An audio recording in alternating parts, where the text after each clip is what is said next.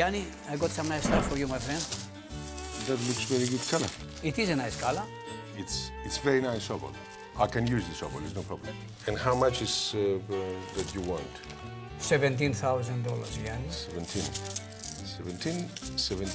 it's a bit too much. I come to see you, and if we don't agree, I go. But $17,000, it's just a bit too high. Why all the time you tell me too much? One day you don't say, Georgie, here, my friend.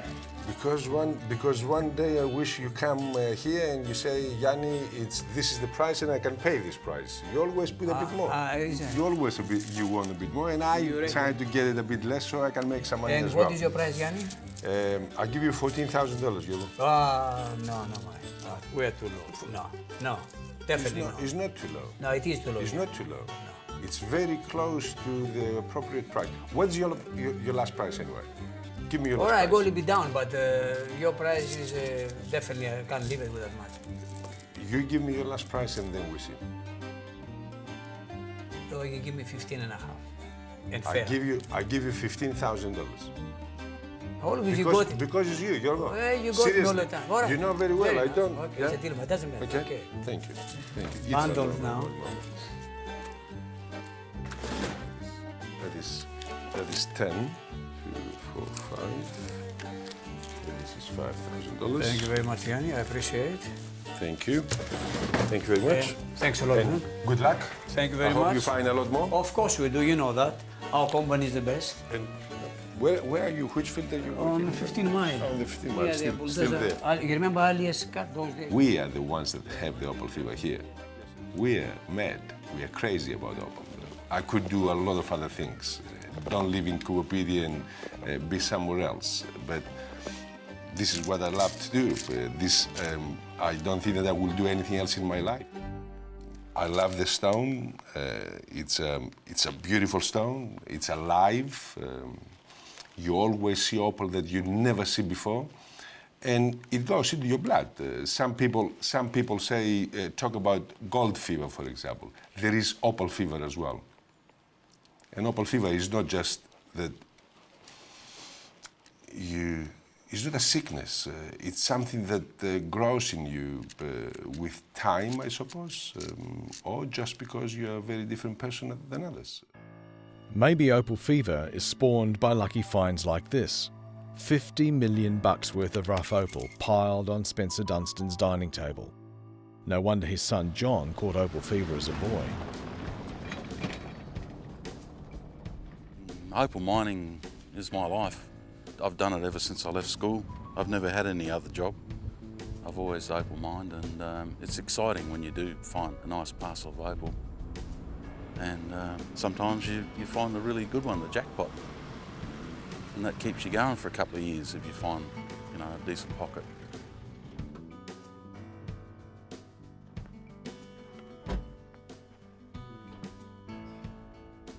This is an old area of Greek Gully. It was worked years and years ago. There could be big opal here, you just don't know. Nobody knows because the ground was never worked properly. So it's possible there's a good parcel of opal here. We'll soon find out when I start the excavator anyway.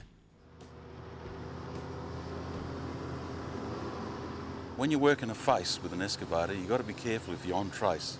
If you gouge too much, you could smash into a nice big pocket of opal and smash it to pieces.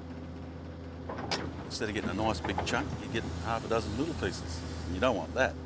So you've got to be careful and slowly dig around it and then come with a hand pick and dig the rest out with a hand pick. Well, this is the time. We're going to find some opal. Hopefully this gouge. When you mine this way with the excavator, even if I do rip out opal out of the wall, it's usually just here somewhere and I can pick it up after. So you don't miss a lot of opal, It's a good way of mining.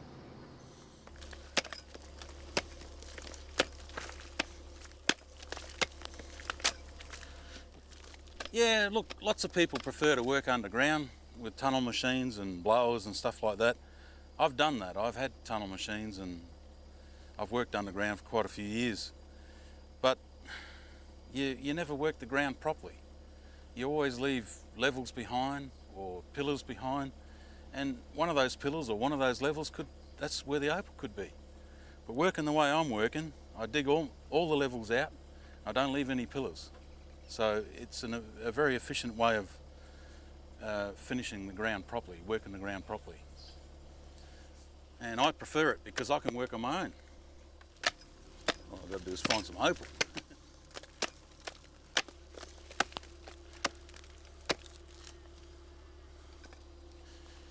It's only skinny trace. It's colour, but not really anything special. You know, sometimes you can dream about opal. It happened to me once in 1978. I dreamt that we found $1.2 million in a place called Minterby.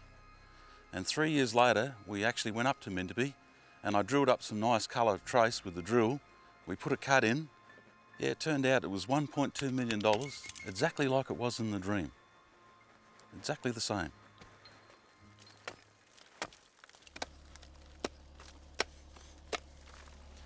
Not yet. We're not going to find it yet.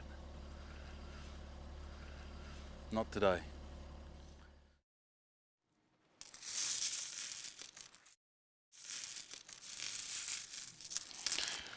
I'm sorting some opal to go to take with me in Hong Kong.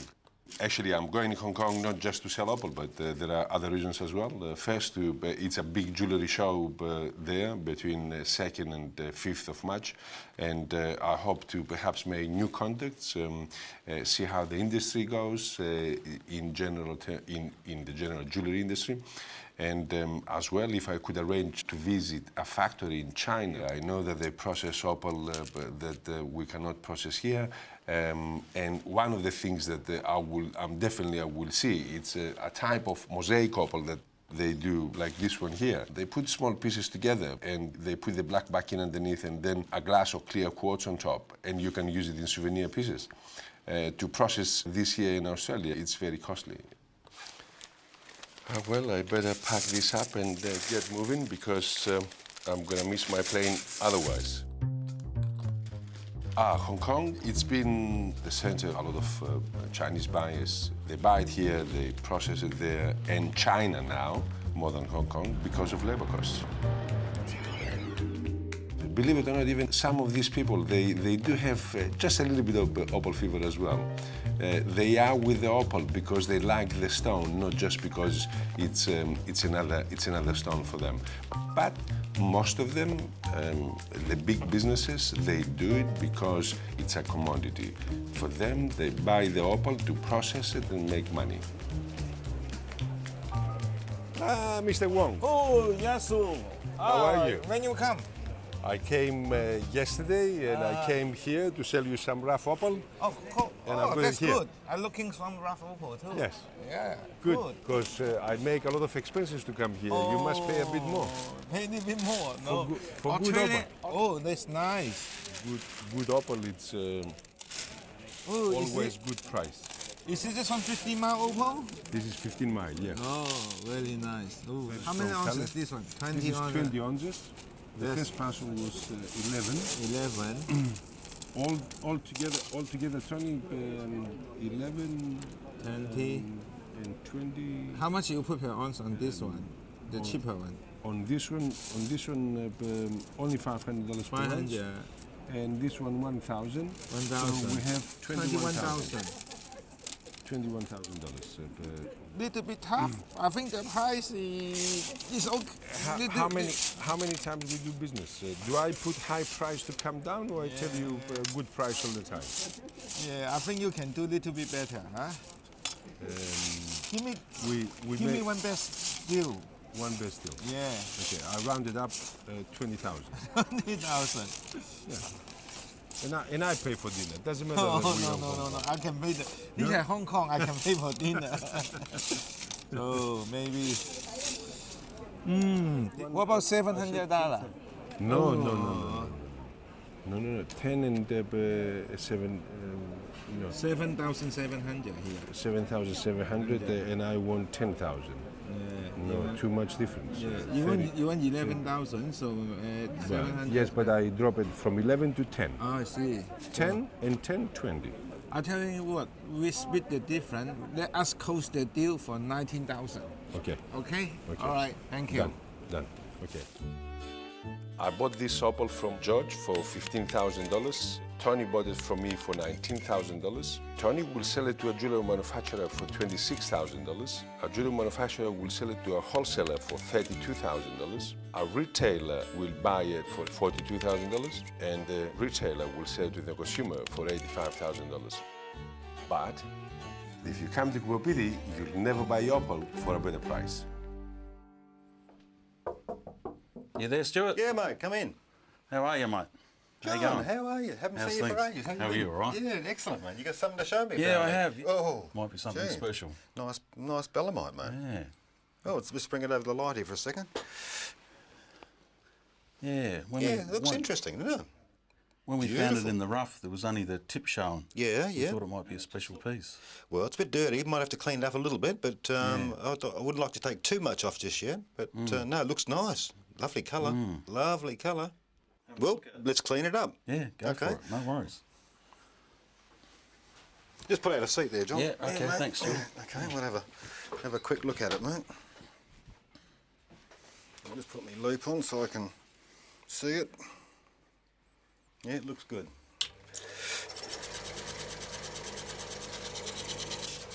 Yeah, when I first got it out of the ground, it was still covered in dirt and stuff. Sure. You could just see the tip of it, and it looked like it was going to be a $30,000-$40,000 piece. But it was still dirty, and you couldn't tell. Mate, she's going to be worth a lot more than that. I tell you, this. I had a feeling. This is one hell of a pipe. I tell you. Yeah, I just had a feeling it was going to be something special. Man, the colour in this is coming out so spectacularly, unbelievable. Just put me loupe on for a sec. What do you reckon something like that could be worth? John. Oh, look, I'm going to have to work on this one, mate. This is something out of the ordinary. I'm going to have to spend a bit of time working this one out. That is fantastic, mate. Well, I've been cutting since 1962, and I've never seen a bit of opal like that. So she's a pretty amazing piece, mate, I tell you. Yeah, it looks special. Yeah, that is stunning. That is stunning. So it needs a bit more cleaning, and I'd like to just take a little bit more of the flaws off of it. Now we've started, we've got to finish it off, so I've got to polish it. I've got to polish it too. Yeah, I agree with So we've gone this far, let's go the whole hog, then I can give you a proper valuation on it. Thanks, All right, mate? Thanks, Stuart. Okay, Thank no you. worries, John. John originally believed his find to be worth around $40,000, but with skillful polishing from Stuart, the amazing colours of this rare opal are fully revealed. Not only has Stuart exposed its startling beauty, but a riddle as well. How much is such a rarity worth? This is a 120 million year old pipe, or belemite, the internal shell of an extinct marine creature rather like a squid. Weighing in at 72.6 carats, the opal value alone would be $80,000.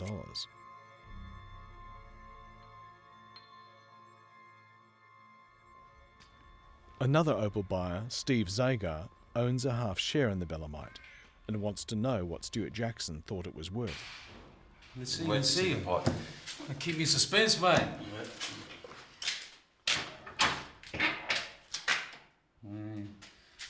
Would he take more off of it, did he? Yeah, we cleaned it up a little bit more. Yeah. And then we give it a bit of a polish, and Right. it's really shiny. Oh, killer, Yeah, yeah. it's come up really well. Did you do the valuation as well? Yeah, he's done the valuation, yeah. Yeah. But we've got two valuations now. We've got Stuart Jackson's valuation And Alan's and Alan Bartram's valuation. 520 smackers. Because look, That's how it's come up. Gee, she's a beauty, man. It's nice and Fantastic. bright. I've been mining for 36 years and never seen colour like that. Never. We should be so lucky, mate. Yeah, that's for sure. Mate, even in the dark. Any light, but bring it back over the table. Just in case you drop it. How about if I give you $1 million, can you go buy me another one? There's not another one around like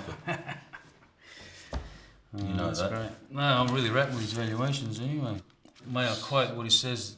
It displays the most brilliant colour and clarity that I have ever had the good fortune to see in more than 40 years personal experience in all sectors of the opal industry. Yeah, That says it all, mate. Yeah, that's perfect. Yeah, it's one very rare piece of opal. So, you know, everybody's guessing what the value of this piece of opal is worth. End of the day, it's in the eye of the beholder, and whatever they're prepared to part with for it. I mean, if I love someone, I'll part with $1,000. A millionaire loves someone who part with $1 million for it. So that's just the way it is with these things. I don't mind parting with something as beautiful as this, because a bundle of greens like this is just as beautiful. Correct? Yeah. Oh, it's too good. Reaching for a star, you know sometimes it ain't that far. It's too good. 'Cause sometimes when you look around, it's right there on the ground. It's too good. Hey, it's too good. G'day, Steve. Yeah, mate. Oh, great to see you. John and Steve have decided to get some marketing advice from an old friend of Steve's, consultant John Wood. How's it going, Sunshine? How are you, mate? Even though it's not. Fantastic to see you. Yeah, yourself? Oh, excellent. Have I got something to show you, Oh, mate? looking forward to seeing this. Yeah, beautiful, mate. Okay, come I've in. been hanging to show you. Welcome to Holy Angels, Steve. Thanks, mate. You got a beautiful place. This is Fantastic. an old Catholic church built in It's great. 1911. It's beautiful. It isn't. This is the altar. The Virgin Mary. Well, let's sit down. This and place that. was built Let's for have the a drink Virgin on Mary. the Virgin Rainbow. All right? Come on, Steve. You've been telling me about this Virgin Rainbow. So that's it, is it? This is one, mate. You ready? Do I need my glasses? Or is it going to dazzle me? Just careful you don't drop it. Crikey. Oh, ain't that something different? Huh? How beautiful is that? Look how clear it is. Yeah, it is. It's crystal. Is that why you call it the Virgin Rainbow? Well, we've been trying to give it a name. Rainbow Galaxy. It's got to have the word rainbow bearing it. It has all the colours, you know. Oh, Virgin for purity. Yeah, it's pure. Rainbow Right. colour. Wow. That's fantastic. And I've got to ask, what did Stewie say this was worth? Well, US. yeah, well, it's very hard to say. He's valued at like 500,000, half a mil. That's wonderful, eh? Because it's so rare. It's a one-off. You'll never find it ever again. As good as quality, and especially being a 120 million-year-old squid, mate. You know. Yeah. I think the Virgin Rainbow should be tendered. It lets us control the process. I mean, we can insure the Virgin Rainbow for $5 million and keep it in a vault. At the same time, we could have, I can imagine, an internet site with all the information, but we can write to people we think would be interested in having a look at this rare item. I think you owe it to yourself. I mean, if I gave you $1 billion and said, go and find me another one, could you do it? No. Exactly. But I have a good time finding it. A good time finding it On with $1 $1 billion. billion. Wow. When no one's listening, you can tell me where you found it. We'll go back and look for some more, eh? Yeah. Meanwhile, Yanni wants to know how Australian opal is processed in China. So Mr. Rockman, a Hong Kong businessman, has invited Yanni to visit an opal cutting factory he owns in Shenzhen. Because I have plenty of rubber, so we can work something out.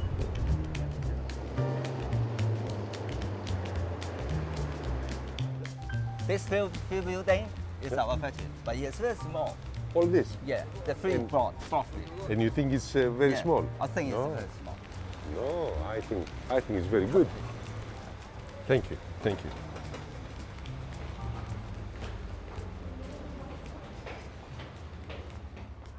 Wow, this is unbelievable. You said that you have a very small factory, and I think you have a very big factory. How many people do you employ here? About 200 workers here. About 200 people, yes. Well, it's many. I didn't count them. There look many in 3 different levels.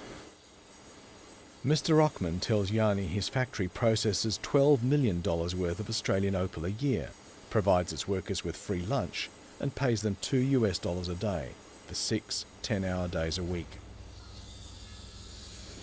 The way that these mosaics are done, it's most unbelievable. Like, there is no way in the whole world that we could do this in Australia because of labor cost.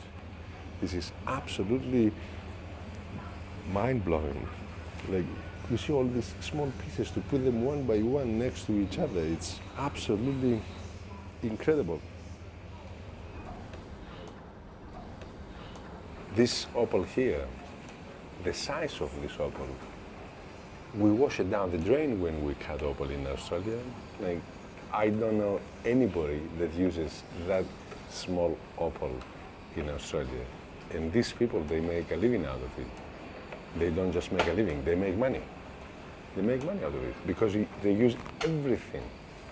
But in general, this is dust for us that we throw it away.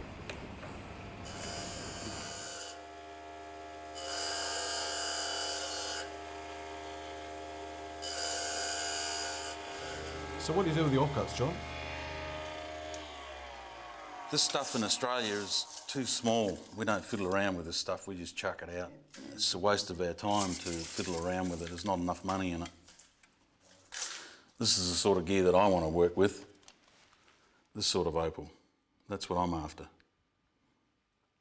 So how's the marketing going for Virgin Rainbow? Yeah, the Virgin Rainbow, we've advertised it around the world and we've put it out for tender. And the tender's going to close in a couple of weeks' time, and hopefully we're going to get the right offer for it. If we get the right offer, we're going to sell it. If we don't get the right offer, I'm going to lock it up in the vault again, and that's where it's going to stay until we get the right price for it. Today is the day the tenders for the Virgin Rainbow close.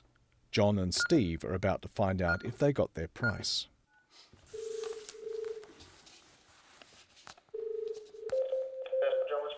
Yeah, John Dunstan here. John, how you going, mate? Good, mate. Hey, Johnny. Steve here too, mate. Good, mate. We're hoping you got some good news for us. Well, I've got some news. Whether it's good or not, I've just received your reserve, and as you know, I wasn't privy to that until today.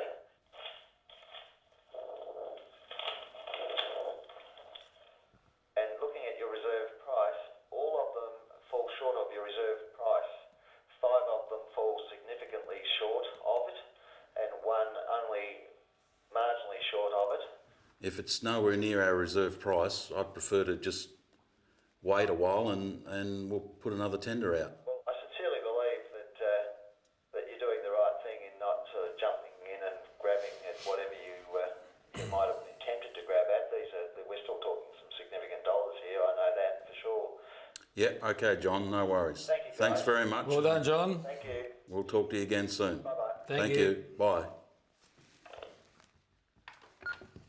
Well, that's not what we expected. I thought we would have got some good offers for it. I just got a feeling a lot more people need to see it before we're going to get the sort of money we're looking for. So I prefer to hang on. There's no rush. Yeah, Just hang on and we'll get the right price. I agree. And it can stay in the vault. It's safe there, and that's where she can stay until we get the right money. She can have some time out. Okay, what do you think? Yep. Steve, I'm happy with Yep, that. yep. If you're happy with Absolutely. that, we'll keep it locked up. Yep. Okay, Correct. that's it. Although the reserve price of the Virgin Rainbow remains top secret, we can say a substantial 6-figure offer was rejected. And so, while the irreplaceable Virgin Rainbow languishes in the depths of a safe somewhere, waiting for an even wealthier buyer, Yanni is just busy keeping his customers happy. This stone, it's bigger.